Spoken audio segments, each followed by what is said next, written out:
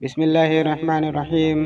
ہم سے قتیبہ بن سعید نے بیان کیا، کہا ہم سے اسماعیل بن جعفر نے بیان کیا، انہوں نے عبداللہ بن دینار سے، انہوں نے عبداللہ بن عمر رضی اللہ عنہما سے کہا کہ نبی کریم صلی اللہ علیہ وآلہ وسلم نے فرمایا، درختوں میں ایک درخت ایسا ہے کہ اس کے پتے نہیں جھڑتے، اور مسلمان کی مثال اسی درخت کی سی ہے، بتاؤ وہ کون سا درخت ہے؟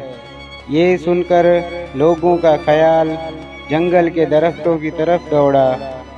عبداللہ رضی اللہ عنہ نے کہا، میرے دل میں آیا کہ وہ کھجور کا درخت ہے، مگر میں اپنی کم سنی کی شرم سے نہ بولا۔ آخر صحابہ نے نبی کریم صلی اللہ علیہ وآلہ وسلم ہی سے پوچھا کہ وہ کون سا درخت ہے؟ آپ صلی اللہ علیہ وآلہ وسلم نے فرمایا، وہ کھجور کا درخت ہے۔ صحیح بخاری حدیث نمبر 61۔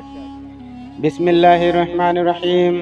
ہم سے خالد بن مخلد نے بیان کیا، کہا ہم سے سلیمان بن بلال نے بیان کیا، کہا ہم سے عبداللہ بن دینار نے بیان کیا، انہوں نے عبداللہ بن عمر رضی اللہ عنہما سے، انہوں نے نبی کریم صلی اللہ علیہ وآلہ وسلم سے کہ ایک مرتبہ آپ صلی اللہ علیہ وآلہ وسلم نے فرمایا، درختوں میں ایک درخت ایسا ہے کہ اس کے پتے نہیں جھڑتے، اور مسلمان کی بھی یہی مثال ہے، بتلاؤ وہ کون سا درخت ہے؟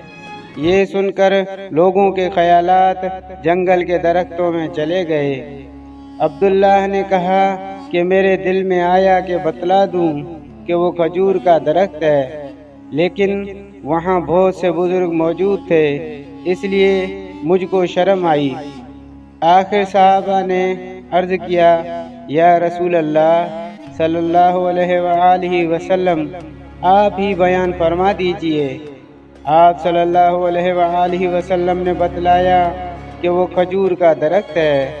صحیح بخاری حدیث نمبر 62۔